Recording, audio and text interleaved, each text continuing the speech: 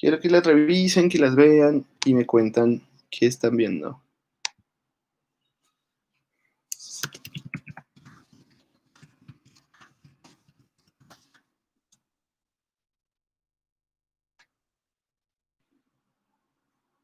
¿Listo? ¿Ya las miraron? ¿Aquí alguien sabe historia del arte? Es que yo no quiero decir ninguna burrada. Dime. ¿Tú sabes de historia del arte? Sí, pues él es impresionista, ¿no? Ajá. Pues no, no es impresionista, ¿eh? Parece, pero no es impresionista. Expresión, sí, profe. Koshka Es hace parte del movimiento expresionista. Exacto, expresionista sí, pero no impresionista. O sea, no, expresionista. Ah, ok. Cuéntanos un poco qué es el expresionismo.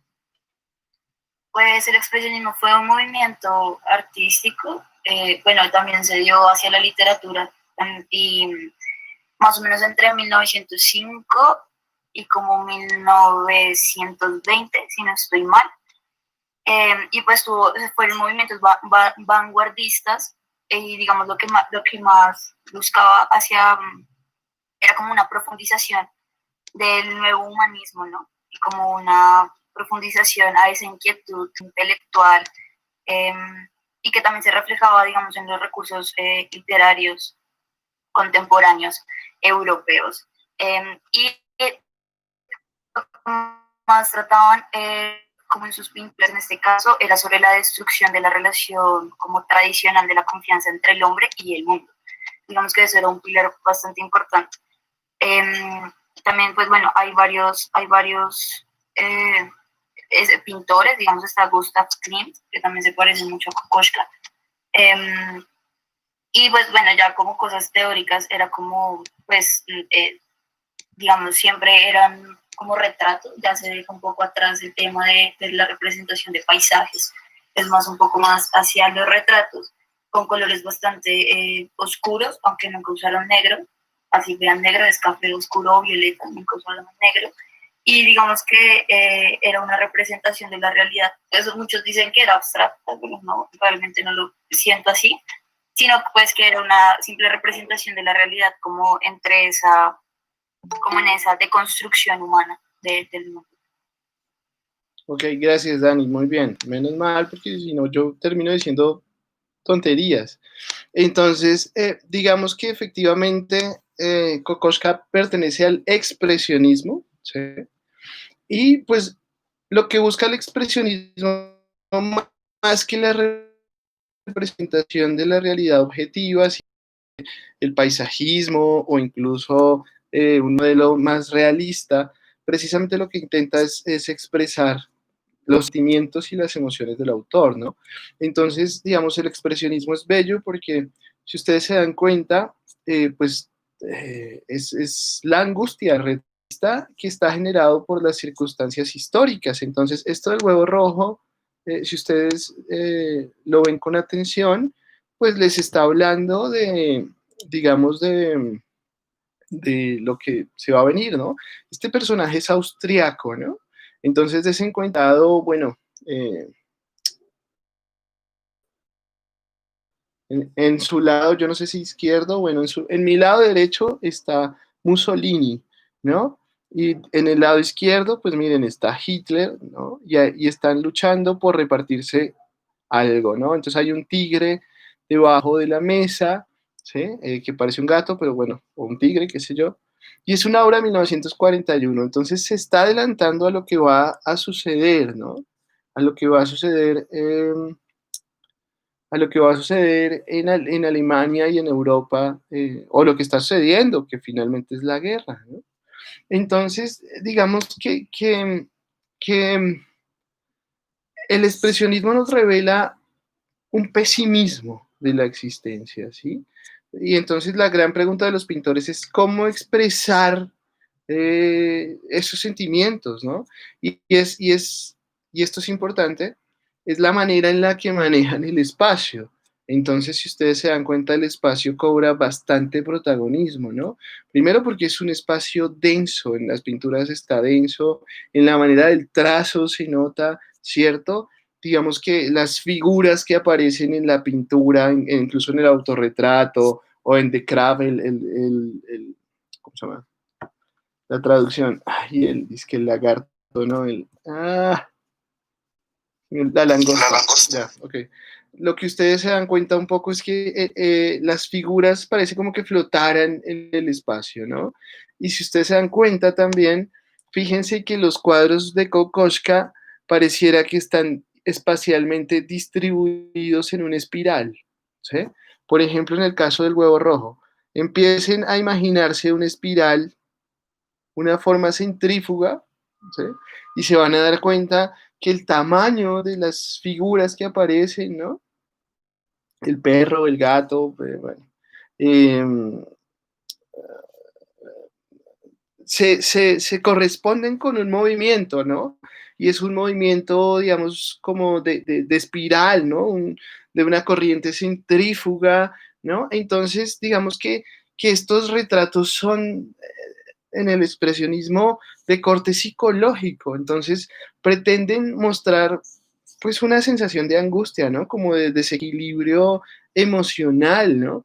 Entonces, ustedes pueden, por ejemplo, darse cuenta, y lo decía Daniela, eh, que hay una suerte de supremacía de la línea sobre el color. Miren la manera en la que están los trazos, ¿sí? Dibujados en cada cuadro. Entonces, desen cuenta, por ejemplo, que miren The Crab, miren la langosta, desen cuenta que hay alguien nadando, eh, pero el tamaño del cuerpo no se corresponde como con la perspectiva. Entonces piensen en lo que está tratando de mostrar ahí, ¿no? El autorretrato, la forma de los ojos, el azul no era un color que se usara mucho en los autorretratos, ¿no? Entonces, el color tiene un significado, muy bien lo planteó Daniel acá. Entonces, estas figuras retorcidas, ¿no? Estas figuras como con expresiones torturadas. Entonces, hay cierto, digámoslo, apasionamiento romántico, pero también una angustia, por eso el apasionamiento romántico, ¿no? También una angustia que uno puede notar en los cuadros. Vuelvo otra vez a la langosta. Eso que parece una langosta no está muy bien definido tampoco, ¿no? Si usted lo mira, parece una mancha, si lo mira muy cerca, sí, aunque no tiene nada que ver con el realismo o el hiperrealismo. Entonces, entonces, esto está pasando en la pintura, ¿sí? Y esto está pasando en la tierra de Kelsen en ese momento. Entonces, digamos, ¿quién tiene el protagonismo acá? La forma, ¿sí? El espacio. Entonces hay una preocupación alrededor del espacio o alrededor de la forma y está sucediendo en ese momento en la Austria Kelsen. ¿Sí? Eh, listo, eso está pasando en la pintura, pero nos vamos a dar cuenta que es como eh, alrededor, ¿no? Están sucediendo un montón de cosas. Entonces, en la arquitectura, ¿alguien aquí ha estudiado arquitectura? Bueno, yo di unas clases en la Facultad de Arquitectura y ellos me ayudaron un poco a montar este asunto. Otra vez una abeja me va a picar. Lárgate, lárgate. ¡Sha! ¡Sha! Vamos, paro sobre Rembrandt. Bueno, ahí tiene que quedarse. Entonces, digamos que Adolf Loos. ¿Alguien conoce a Adolf Loos? Yo di una clase en arquitectura y ellos me ayudaron a montar esto que les voy a decir. No en arquitectura de la autónoma, desde luego. ¿Alguien ha escuchado de él? ¿No? Daniela, ¿no? No, profe, yo no he escuchado. ¿Alguien ha estudiado arquitectura aquí antes? Qué triste su vida. Denme un segundo porque tengo que cometer un vejicidio de malas. No quiero que me pique.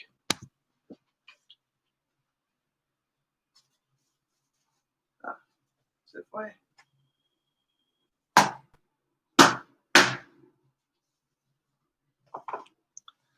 Ya. Bueno, no se preocupen, no lo tienen que buscar. Yo les voy a explicar. Busquen a Adolf Loos en Google. ¿Sí? Y él es muy famoso por un edificio en el centro de Bogotá. Cuando vayan se toman fotos. Linda Viena, preciosa. Entonces, a ver. Aquí les voy a mostrar la fotografía del edificio que quiero que se concentren en esa fotografía.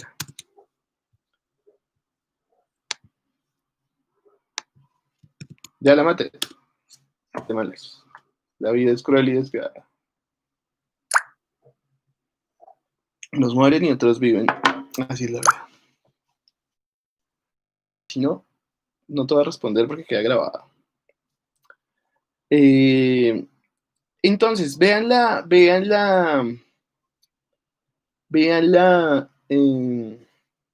arquitectura del edificio.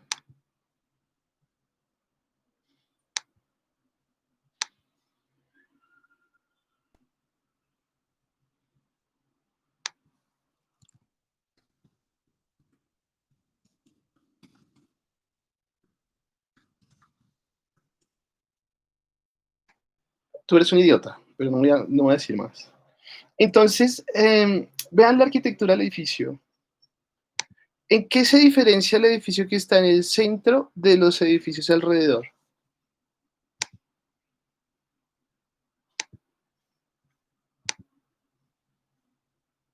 Porque es bastante simple. ¿Qué más? Un detalle así que yo vi es, digamos, que no tiene, es que no sé cómo se llama eso, cúpula, o sea, no tiene esa cosa que parece como de iglesia, que está arriba. Ok. O sea, no la tiene. Es como plana. Ok. Y eso se llama, yo también creo que no tiene agujas, se llaman las agujas. Agujas. Que son. Ok, ¿qué más?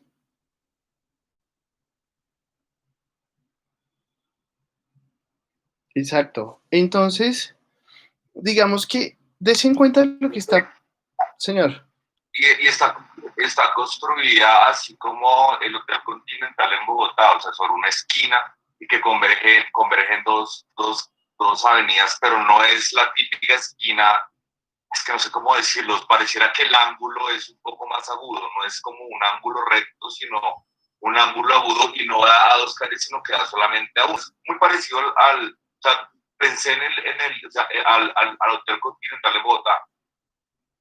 Sí, digamos, pero des en cuenta que ustedes notaron todos lo que sucede con ese edificio, ¿no? Pareciera que rompe con toda la lógica, digamos, del lugar, ¿no? Entonces, digamos, es importante en arquitectura, me decían los estudiantes que alguna vez les di clase, porque él hizo parte de un movimiento, digamos, en Austria, que lo que hacía era como, a ver, los edificios antes representaban como un tema patriótico, ¿no? Histórico, entonces, por eso están llenos de ornamentos, de cúpulas, de agujas. ¿Eh? Digamos que hay una lectura historicista de la arquitectura. ¿Sí? Es decir, los edificios tienen que mostrar la historia del pueblo. Y lo que hace Adolf Loos es uno de los pioneros, digamos, de un movimiento de desornamentación. ¿Sí? Los adornos no son tan importantes, sino que, digamos, la arquitectura acá se empieza a abandonar el historicismo, como los grandes monumentos, los grandes adornos que mostrara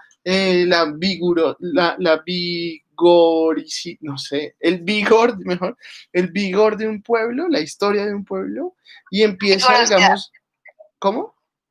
Vigorosidad. Gracias, muy amable. Empieza a centrarse en un racionalismo, ¿no? Entonces, Adolf Loos, Otto Wagner, son los principales, digamos,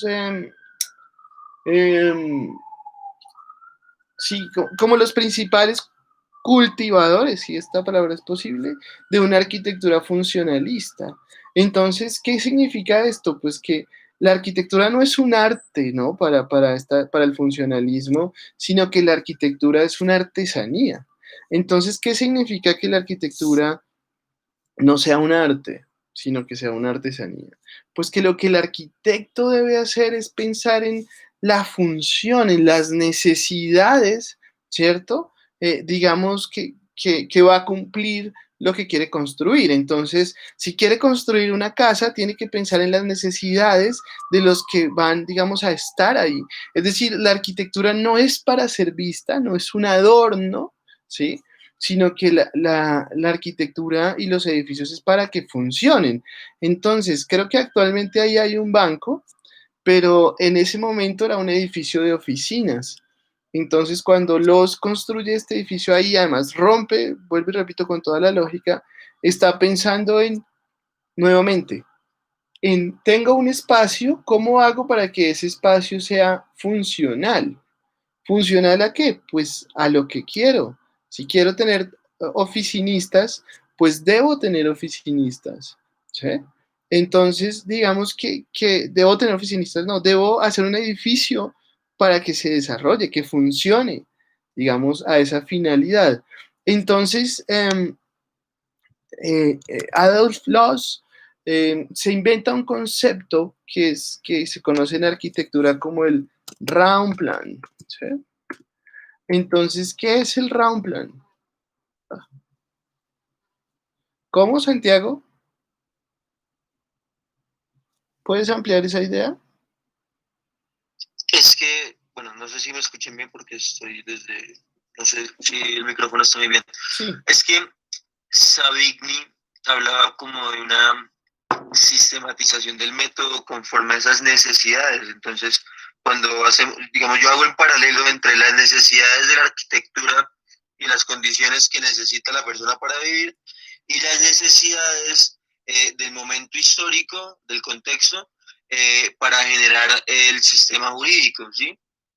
Entonces me voy mucho a la dogmática, al, como a ese monismo legislativo, como a la conceptualización, como a la técnica y su relación con la actividad productiva, ¿sí? No sé si hay una relación de la arquitectura y la escuela histórica del derecho. No, porque Bueno, fíjate, esa es una muy buena relación, pero fíjate que Savigny es un historicista, ¿sí?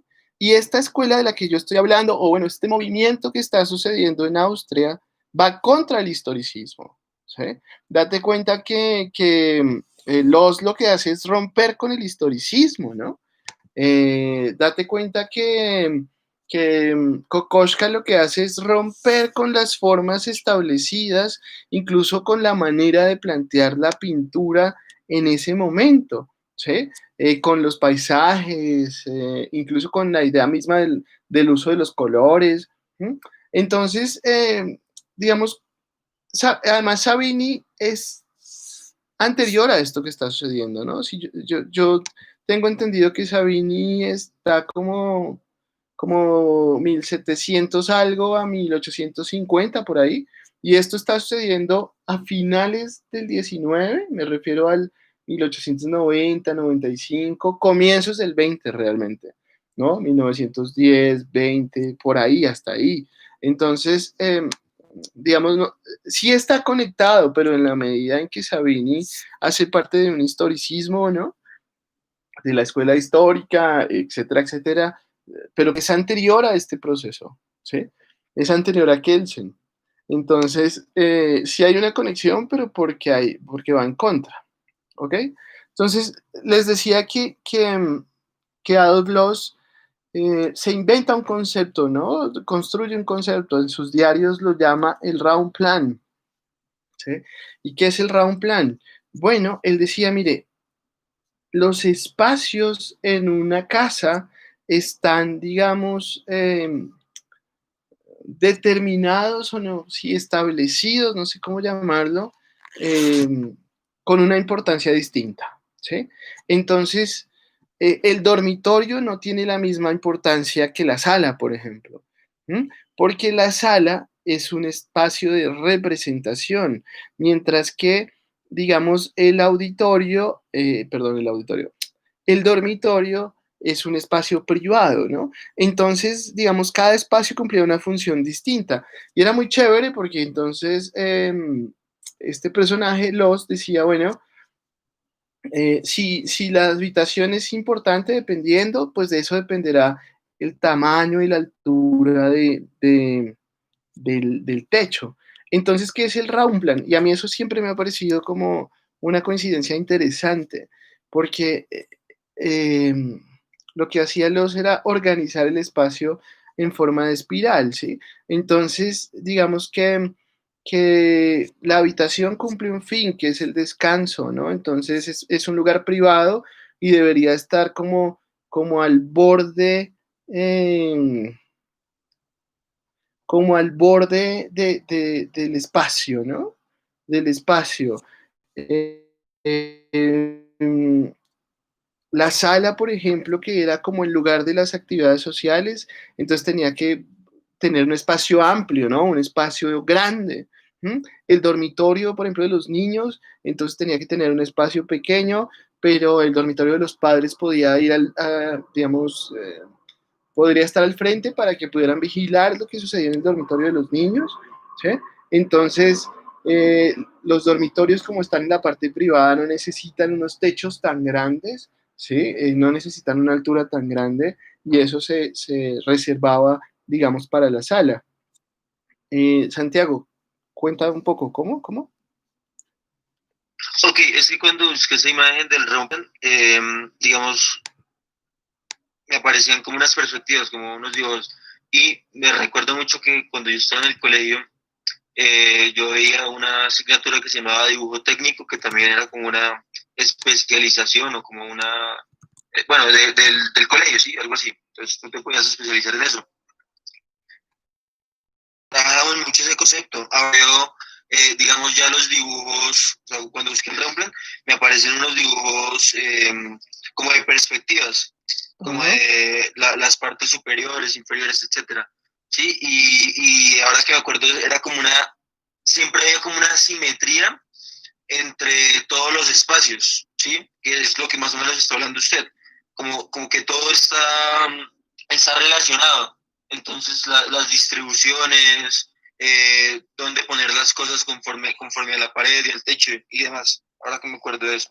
Exacto, sí, exacto. Ustedes pueden buscar, digamos, Round Plan Adobe Loss y ahí les aparece un poco la distribución, ¿no? Que termina como cuadrando en un tema de un cubo, ¿no? Y el espacio se distribuye pues a partir de la función que cumple. Entonces, si ustedes vuelven a la foto de ese edificio, pues es absolutamente simple. Fíjense que no tiene adornos, ¿no? La pared al frente es cuadrada y llena de ventanas. ¿Por qué? Porque ese edificio se usaba, digamos, para trabajadores de oficina. Punto. No necesitaba ser un edificio eh, adornado con absolutamente nada, ¿no? Entonces, esto está pasando en la arquitectura, está pasando en la pintura, ¿sí? Y está pasando en la música. En la música aparece un personaje muy importante para el siglo XX y este personaje se llama Adolf Schoenberg. ¿Alguien aquí es músico? ¿Alguien sabe de música que nos pueda contar qué es lo maravilloso de Arnold Schoenberg?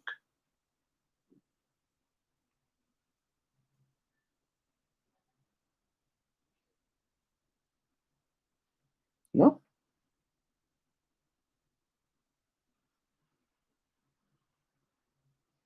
Bueno, entonces yo no soy músico, ¿ok?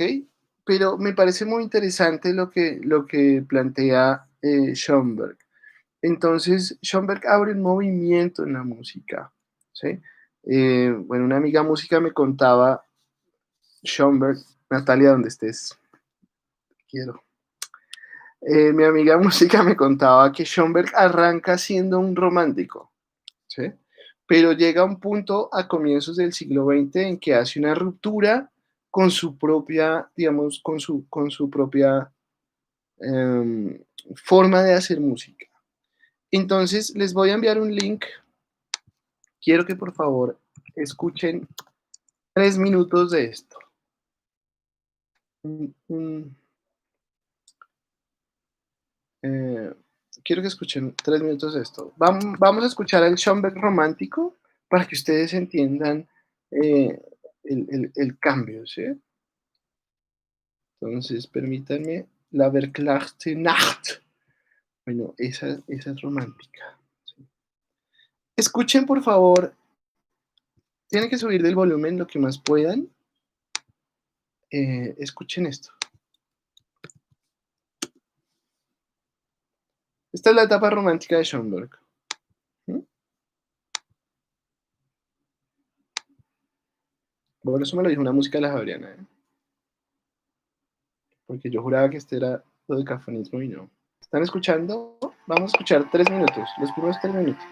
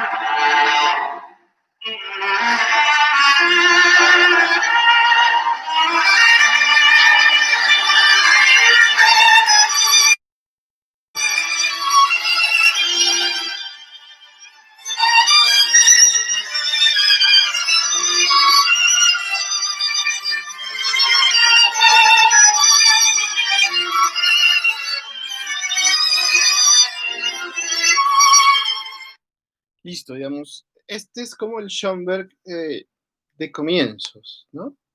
Pero hay una ruptura muy interesante. A ver, la suite 25. Esta. A ver, sí, es esta, un segundito. Sí. Entonces, vamos a escuchar 1 minuto de esta. Es el mismo músico. ¿Mm? Ahí les dejo el link. Vamos a escuchar 1 minuto. A ver.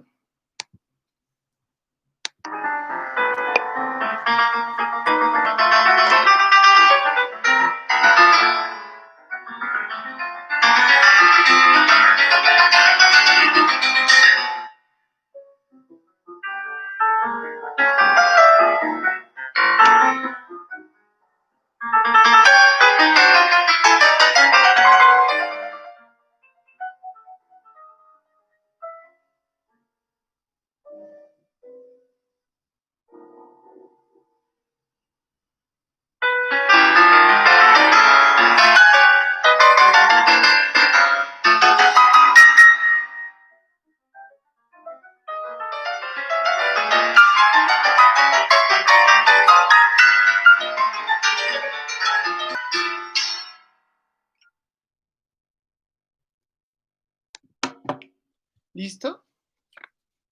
Bueno, quiero que me cuenten qué sintieron con la escucha de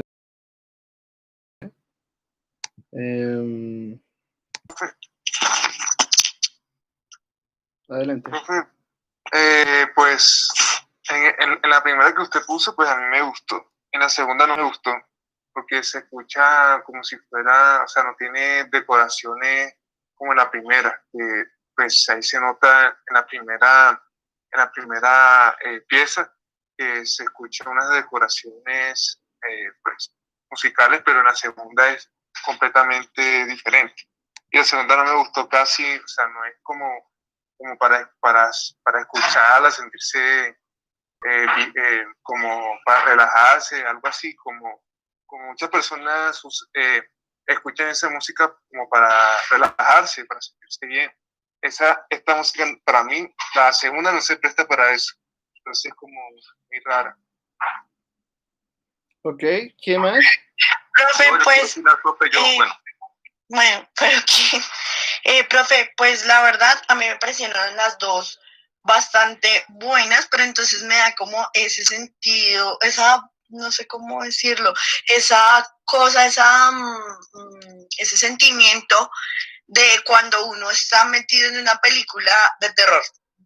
O sea, sentí eso, pues ambas me gustaron bastante, sin embargo, encuentro esa similitud en cuanto que se escucha que fue, y hasta pues en las obras que ahorita nos mostraba que hay una vaina como de alguien, no sé cómo decirlo, como trastornado, pero no quiero que suene mal, ¿no? Sino como sí, como algo de suspenso.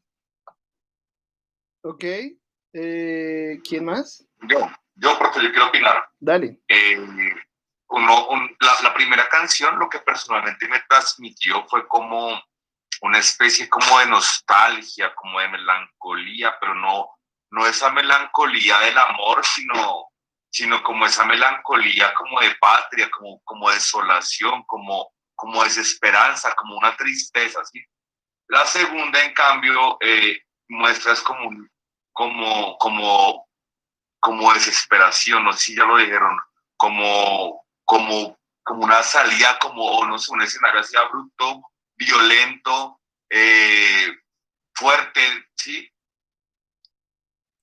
Que van como en cada, como de la mano, pero con sentimientos distintos, como, sí, no sé si me van a entender. No, sí Pero se pues, da a entender. Yesenia.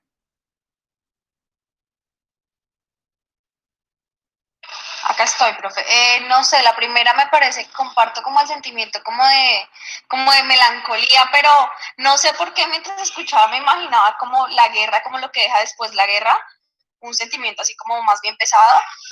Y la otra, no sé, como algo más, no sé si decirlo alegre, pero no sé por qué pensaba como en los años 20 y como en una película muda, por alguna extraña razón, pero sí entre las dos como que sentí las emociones completamente, o sea, una entre la otra como el otro extremo, pues por decirlo de alguna forma. Paula Nayibe.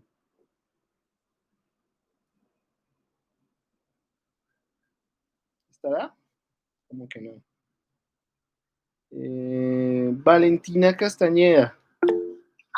Hola, profe, buenos días. Hola. Pues en la primera yo sentí como una cosa, un constante como miedo, por decirlo así. Y en la segunda como si fuera una caricatura corriendo detrás de la otra. Kevin Steven, gracias Valentina. Sí, pues de la primera, pues era algo pues yo lo sentí como relajante, ¿no? Como un blues, sí, algo parecido. Y la segunda, sí, ya como lo que han dicho los compañeros, como una caricatura, como algo a lo Charlie Chaplin. Entonces, de esa época. Ok, gracias. Santiago, ¿tu primo está por ahí? Sí, Santiago profe, Núñez. por acá me está comentando unas cosas. Ven, que si nos puede comentar para todos, mejor. Pues él es músico, debe saber, así que nos cuente un poco. Pues, bueno, primero que todo, buenos días. Hola. La cuestión con Schoenberg es que pues él fue uno de los pioneros del siglo XX. De hecho, hay otros 3 compositores que fueron pioneros en cuanto a la ruptura de esquemas. Eso hablando, digamos, como desde el punto de vista técnico. Entonces, pues estos compositores venían de escuchar, ahora se me olvidó, Chopin, Schubert, ¿cuál era el otro? Schumann, sí, digamos, esta ola de compositores románticos donde la característica principal del romanticismo era esa melancolía, esa expresividad, sobre todo, incluso hubo un movimiento que se generó también que se utiliza mucho y fue como base para la música de cine, que es la música programática. Y pues este señor viene de ahí, de escuchar también Wagner, muy conocido por ser desafortunadamente la música para la propaganda nazi. Y pues a raíz de esto, o sea, ya digamos que si se puede decir de alguna manera que tenían como una opresión por parte de la música tonal, porque durante siglos fue la música el tipo de música o el esquema musical que dominó por siglos hasta ese momento. Entonces lo que estaban buscando los compositores... ¿Nos puedes explicar brevemente para los que no sabemos y somos como ignorantes en esto, qué es la música tonal? Porque, digamos, con Schoenberg empezará un poco el dodecafonismo, ¿no? Entiendo yo. Ajá. Pero entonces explícanos un poco para los que no sabemos qué es la música tonal y por qué Schoenberg significa, pues, de una manera, cierta ruptura. Bueno, para ponerlo, la explicación corta sí, sencilla, sería música tonal, Beethoven, Mozart, Chopin, Schubert, ¿qué más? Bach, eso es música tonal, ¿sí? La explicación un poquito más larga es básicamente un sistema en el que hay una dinámica de tensión-relajación.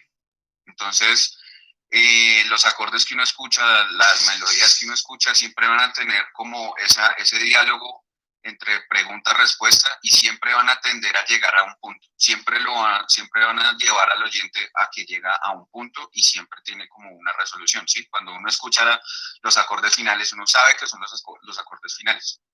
Eso es la música tonal. Ven, pero una pregunta. La música tonal no tiene que ver, digamos, que la escritura de la música, yo no, vuelvo y te repito, no soy músico, pero normalmente está hecha en 10 tonos, ¿sí? Es lo que yo tengo entendido. Y el dodecafonismo va a sumarlo a 12, ¿no es? Que hay 12 tonalidades y no 10. Pues eso es algo chistoso, porque incluso desde Bach, Johann Sebastian Bach, que es un compositor de 1700, murió en 1750, si no estoy mal, las 12 notas ya estaban presentes en el sistema tonal. Lo que pasa es que la organización de ese sistema le permitía, o sea, en general, una tonalidad se compone de 8 tonos, con unas distancias específicas entre un sonido y otro. Que la diferencia de esas distancias hace que suene mayor o menor. Que hace que suene, no sé, las melodías suenen melancólicas o suenen tristes. Alegres o suenen tristes, sí, entonces dependiendo, por ejemplo, el acorde tiene 3, no sé, como en principio 3 notas, y dependiendo de una de las notas puede sonar alegre o puede sonar triste, ¿no? O las, digamos, canciones mayores, que supuestamente en tonos mayores o en acordes mayores, que vendrían a ser como canciones alegres, hasta donde entiendo, y las canciones en tonos menores vendrían a ser canciones en tonos tristes o algo así, ¿no? Es lo que yo entiendo. Sí, pues eso de que sean tristes o felices es interpretación de cada quien. Por lo menos ahorita lo que estaba escuchando de alguien era que se escuchaba, ¿cómo fue que dijo? Muy caricaduras. Desesperación. Que lo hacía sentir tranquilo. Sí. Es interpretación de esa persona. O sea, lo que esa persona puede sentir tranquilo para otra persona puede ser angustiante, o puede ser melancólico, o puede ser sublime, o puede ser, o sea, eso tiene muchas interpretaciones. Pero sí, básicamente como que, digamos que va por ese lado. Volviendo al tema, las 12 notas siempre han estado, pero entonces lo que hizo este señor fue tomarlas como si fuera, digamos, entre comillas, una macrotonalidad, por decirlo así, y empezar a componer música con todas las 12 notas que comprenden el sistema, digamos, tonal. Entonces, no dejar solo 8 y tener una organización y pasar de esas 8 a otras 8 y a otras 8 y a otras 8, ¿sí? En diferentes configuraciones, sino coger todas las 12 y mirar a ver qué se hace con eso. Entonces, este señor empezó con ese movimiento y empezó a romper estructuras de esa forma. Digamos, ya el sistema de cafonismo no tiene ni principio, o sea, tiene ciertas reglas y tiene como ciertos parámetros, por decirlo de alguna manera, pero ya en este punto la música pierde su función de expresividad en cuanto a qué, en cuanto a la forma en que se venía trabajando antes, ¿sí? Porque en el romanticismo, pues como ya escucharon, es mucho más sentido, ese periodo se caracteriza mucho por la música muy melancólica y muy expresiva, sobre todo melódicamente hablando. Entonces, si este señor simplemente lo que hace es que coge y empieza a romper con todo eso, entonces ya no se tiene ningún sentido, o sea, ya uno no siente que hay una resolución en la música, no hay algo que lo lleva de un lado a otro, sino simplemente parece como si fueran música, notas tocadas al azar en el teclado, que eso después, más adelante, es lo que haría parte de la música contemporánea, que ya ahí es donde se empieza a romper. O sea, si este señor empezó a romper con eso y lo escucharon re raro, los que siguen después es peor todavía. Sí, digamos, Entonces, él tiene, perdona, yo ahí te aprovecho. ¿Él tiene algún vínculo con lo que luego va a ser John Cage, por ejemplo? Digamos, sí, claro. y todas estas escuelas pues sí, me imagino, en el siglo XX, pero también con el jazz que supone un tipo de jazz que tiene que ver con la improvisación. Supongo que también hay algún vínculo o estoy simplemente chimbeando. Pues sí, hay un compositor que hizo una obra con jazz. Ahorita no recuerdo el nombre, pero es una obra muy famosa. George Gershwin se llama el man. No me acuerdo.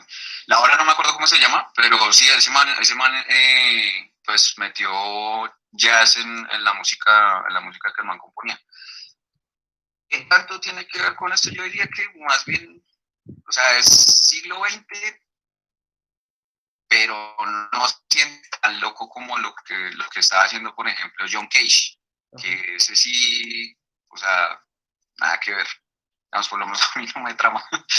Pero sí, entonces ya, digamos, en este punto, todas las corrientes, digamos, artísticas, no solo musicales, también empiezan a romper esquemas y todo eso. Entonces ahí es cuando vemos los cuadros, por ejemplo, de Picasso, o vainas minimalistas, o sí, o sea, todo este tipo de corrientes empezaron a raíz de ese cambio y de esa ruptura de esquemas que venía del romanticismo y ya lo que empieza a ser siglo XX.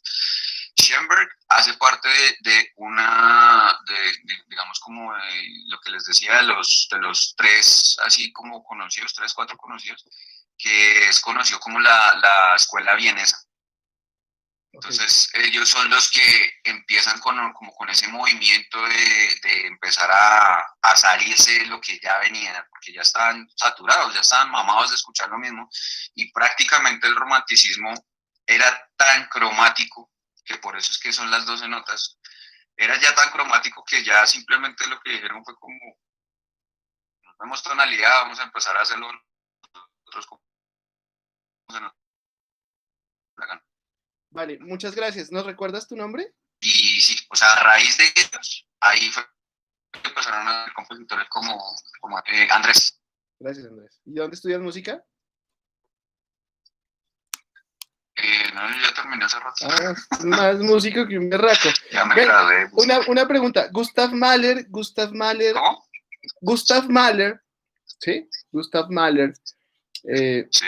que digamos rompe con la lógica de las sinfonías ¿sigue siendo romántico? O uno puede pensar, digamos, que cuando él incluye la distorsión, cuando él incluye de cierta manera en sus armonías, de alguna manera lo grotesco, ¿no? Porque recuerda, o bueno, tú sabes mejor que es que recuerda, pues en Gustav Mahler está como él intenta incluir lo que está sucediendo en el campo, ¿no? Entonces, cencerros de vaca, cantos de pájaros, ¿no? Como para eh, los clarines como que suenen como pájaros, qué sé yo, pero a la vez pareciera que en algunos otros momentos incluye el tema callejero. O sea, tengo entendido, y no sé si tú nos puedes decir con esto, que Mahler rompe con la lógica, digamos, de lo que significaba una sinfonía y empieza como a incluir otros elementos disonantes, ¿no? Pero no sé si sí, porque, digamos, yo tenía entendido que Mahler era romántico, pero que en términos de la estructura de lo que debería ser una sinfonía, sí la transforma, pero puedo estar otra vez, no soy músico, así que Sí. no sé si eso es real o no. No. Gracias. O sea, él sí rompió con eso, pero lo que él hizo fue más que todo, y eso es un buen referente para los músicos, para los compositores de música para cine. Porque es que este señor, al igual que, ¿cómo se llama este otro? No hay una obra que es como un viaje a través de un río de una parte de Europa, pero es que no me acuerdo ahorita el nombre del compositor. Pero en esa lo que él trata como de capturar es como ese cambio de escenas, ¿sí? De escenarios. Mahler es uno de los compositores que, lo que les dije, es uno de los referentes más grandes que tienen los compositores de música para cine, incluso ahorita, precisamente por eso, porque él no se centra en la estructura de composición de una sinfonía, pues como normalmente se hacía, ¿sí? Sino más en lo que puede, digamos, pintarle a la mente, por decirlo de alguna manera. En cuanto a digamos, la escena que uno se puede imaginar cuando escucha la música. Pero es más, más con ese propósito que otra cosa, porque antes tenía una estructura y tenía como, bueno, esto es así, así, así, esto tiene parte A, parte B, parte A, en este caso no se puede seguir una estructura clara, sino que es más como para pintar una imagen, por decirlo así. Ok, vale, eso es. Pues te agradezco un montón, creo que igual apunta hacia un poco lo que yo quiero y es que ustedes se den cuenta que está pasando algo en la cultura de ese momento, casi en todas las artes, ¿no? Pues en filosofía, por ejemplo, estará el famoso Círculo de Viena, ¿no? Entonces, ¿aquí hay algún filósofo o filósofa que no me permita decir alguna teoría, por favor? Hay otra cosa Dale. que, pues, de pronto para ustedes me parece que es importante, y es que esa ruptura de esquemas también vino como de la mano con vainas que ya pues, se avecinaban, que era por lo menos la Primera y Segunda Guerra Mundial, y ahí es donde empiezan a salir compositores que expresan ese sentir de rabia, por decirlo de alguna manera, o incluso su forma de expresar ese dolor de todo lo que pasó, de las consecuencias de esas dos guerras en la música. Entonces creo que hay un compositor que estuvo en un campo de concentración y el man hizo una pieza musical con un cuarteto de cuerdas, si no estoy mal, y trató de replicarlo tal cual sonaba allá. Y pues los instrumentos, obviamente ustedes saben que las condiciones eran precarias, que los instrumentos que tenían eran una basura, que eso no estaba afinado, que sí, o sea, que hicieron lo que pudieron, mejor dicho. Y este señor compuso la obra y eso se toca así tal cual hoy en día, porque esa era la intención, mostrar el sufrimiento por el que estaban pasando ellos en esa época. Entonces, pues sí es algo a tener en cuenta y pues esto dio pie para que salgan aún más cosas por ese lado, que ya se está rompiendo todo, entonces la expresión artística pues se pegó mucho a eso en cierta parte. Vale, Andrés, gracias. Gracias. Hasta luego. Chao, chao. Entonces les decía que en la filosofía también estaban pasando cosas, en la música, en el arte, en la arquitectura y en la filosofía pues estaba pasando el Círculo de Viena, ¿no? También en ese mismo momento, finales del 19, comienzos del 20, en el entreguerras, ¿no? Entonces, digamos que ¿de qué se encarga el Círculo de Viena? Hay un personaje muy importante, que lo asesinó su propio estudiante, sí. El man era profesor de matemáticas, si no estoy mal, y lógica, pero puedo estar diciendo alguna bobada, ¿sí? Lástima que no haya un filósofo, una filósofa acá. Pero bueno, al man lo mata un seguidor del grupo nazi, lo mata de un balazo, ¿no? Uno de sus estudiantes. Entonces, qué es Moritz? ¿No? ¿Qué es lo que el man está planteando? Para los que se nos dificulta la lógica, les recomiendo, hay un libro de cómics y lógica que es maravilloso, un poco caro, pero Logicomics, si lo pueden ver. Andrés, ¿quieres ampliarnos la idea? ¿Tú estudiaste filosofía? Buenas tardes, doctor. No, pues no estudié filosofía, pero tengo conocimiento de qué trató más o menos el Círculo de Viena. Hágale. Y pues como uno de sus representantes más alegóricos tenemos a Rudolf Carnap, que nació en 1891 hasta 1870.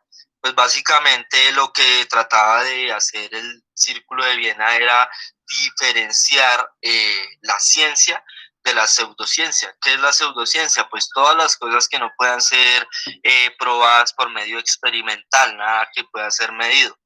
En pocas palabras, pues para ellos la ciencia era, uno de sus máximos exponentes era la física. Todo lo que nos enfocaba hacia la física no se puede considerar como ciencia y se le daba el nombre de pseudociencia, que pues aquí es donde aparecen estas ramas de la filosofía, la psicología, la sociología, la economía. Todo eso para ellos era basura. O sea, eso no tenía, si no tenía forma de ser probado, pues se consideraba basura. Y pues aquí es donde aparece lo que veíamos en el naturalismo de la metafísica, Dios, alma, el entendimiento, todo eso pues no tenía ningún interés. Pues básicamente creo que ese era el enfoque de la pseudociencia, del Círculo de Viena. Y pues ahí ya más adelante es donde aparece que él se hacer lo mismo, pero pues con el derecho, Okay. que también divide la ciencia de la pseudociencia. ¿Sí? Pues si quieres, o sea, lo que pasa es que pues no hacía parte de la exposición, pero pues si quieres una vez le hago el enfoque. No, aguante un ratico. Entonces, listo. Digamos que Moritz, no sé cómo se dirá, Schlick. Entonces, digamos que este personaje va a plantear lo que se conoce como el principio de verificación en lógica. ¿Sí? ¿Y qué es el principio de verificación? Pues el principio de verificación es que el significado de una proposición, ¿sí?, digamos, deben ser verificables con un criterio empírico.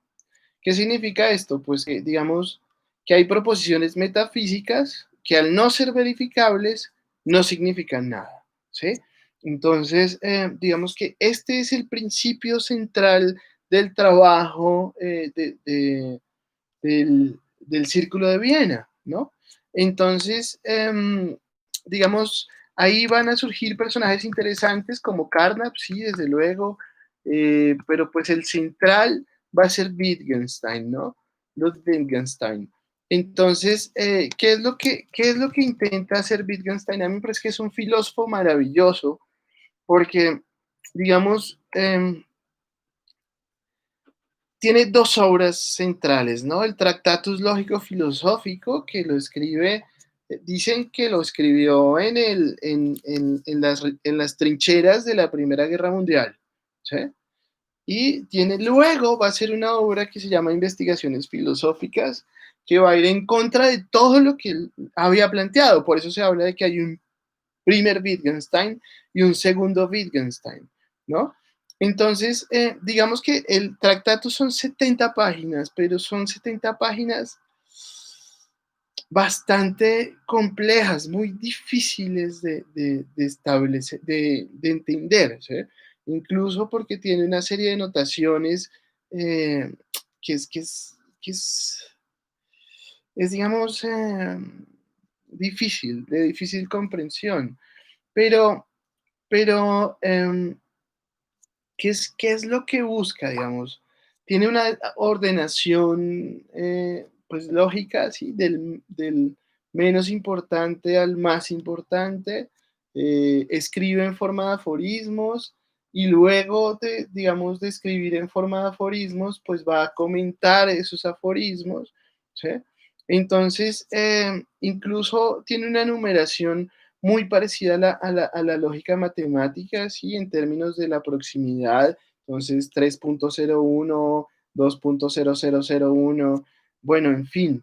Entonces, digamos que dependiendo incluso de la numeración, pues hay una relación de proximidad o no con, por ejemplo, 3. Entonces, si está el número 3 y luego está 3.1 y luego 30001, pues te está señalando en qué términos, digamos, hay proximidad, ¿sí? A lo que voy es que en el libro del Tractatus, eh, lo que está haciendo Wittgenstein es intentando dilucidar cuáles son los límites del significado, cuáles son los límites del sentido, qué puede decirse con certeza, digamos, y qué no puede decirse. Entonces, digamos, hay cosas que no se pueden decir de forma sensata, ¿no? Hay cosas que no se pueden decir porque hay unos límites en el significado. Entonces, no está diciendo Wittgenstein que hay pensamientos que no tengan significado, sino que no se pueden expresar. Entonces, digamos que el Tractatus es muy interesante porque lo que va a plantear es, digamos, cuáles son las condiciones de posibilidad para que alguien pueda decir algo que tenga sentido, ¿no? Entonces, que tenga significado, que pueda ser expresado claramente. Y él pues va a criticar a la filosofía un montón, ¿no? Porque va a decir, la filosofía se parece a una mosca encerrada en una botella que se da golpes contra sí misma porque se pregunta cosas pues que son metafísicas, ¿sí? O sea, la pregunta por la ética, por ejemplo, la pregunta por la justicia, pues son preguntas que en el mundo no tienen referente. Luego van a ir otros desarrollos, ¿sí? Carnap, bueno, creo que Frege está antes, incluso Wittgenstein está criticando a Frege. Pero, en fin, la relación es lenguaje, sentido, es decir, significado y referencia. Todo el análisis, digamos, del Círculo de Viena estará alrededor de estos tres elementos y del propio Wittgenstein. Claro, ¿a qué nos lleva a pensar de esta manera? Pues que muchas de nuestras palabras, digamos, muchas de nuestras palabras no tienen sentido, no, no tienen significado, a ver, no expresan un significado, ¿sí? No expresan un sentido. Entonces deberíamos tratar de evitarlas. Es, de cierta manera, cómo podemos transformar el lenguaje ordinario en un lenguaje científico que nos permita, exactamente, que nos permita decir algo o expresar algo, digamos, válido, ¿no? Entonces, decía Wittgenstein lo que plantea Andrea ahí en el chat, ¿no? Los límites del lenguaje son los límites de mi mundo. Entonces, la pregunta es alrededor de cómo hablar con certeza, ¿sí? Entonces, en el Tractatus, pues Wittgenstein va a plantear que hay cosas expresables y cosas que no. ¿Cuáles son los límites del sentido y del significado?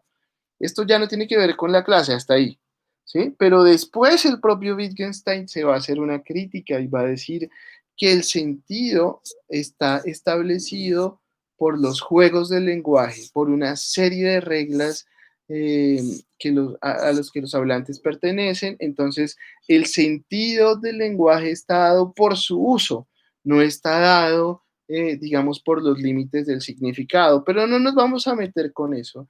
Digamos, quedémonos con dos cosas, con el principio de verificación, ¿sí? Que precisamente lo que plantea es que las proposiciones metafísicas no son verificables y por lo tanto no tienen sentido, no significan nada. Entonces, debe existir un criterio empírico de verificación, la referencia, ok. Luego, pues está sucediendo también el psicoanálisis, ¿sí? Está sucediendo Freud ahí también en Viena. Entonces, digamos, en términos muy amplios, ¿qué es lo que te plantea el psicoanálisis? Pues una ruptura con esta idea de que el hombre es un ser racional, ¿sí? Somos todo menos racionales. Entonces, ¿por qué? Porque incluso nuestra racionalidad está mediada por unos impulsos que desconocemos o por el inconsciente al que tampoco podemos acceder fácilmente. Entonces, digamos, esta idea de que el hombre es racional, pues no, se la pasa la mitad de la vida dormido, ¿no? Entonces, ¿qué tanta racionalidad hay en los sueños, por ejemplo? En fin, está sucediendo algo acá y es que está cambiando la forma, la preocupación es por la forma. Entonces va a aparecer Kelsen. Y el gran cuestionamiento de Kelsen va a ser, ¿cuál es la forma del derecho? ¿Sí? ¿Cuál es la forma del derecho? Esa es la gran pregunta de Kelsen. Entonces, desde luego, el positivismo filosófico tiene una relación directa con el positivismo jurídico. Bueno, no sé si directa, pero sí tiene relación. Es decir, en la medida en que el positivismo en filosofía se está preguntando por los hechos, por la forma, ¿sí? Incluso recuerden que, bueno, el Círculo de Viena va a reducir el problema de la filosofía a un problema del lenguaje, ¿no? De aquí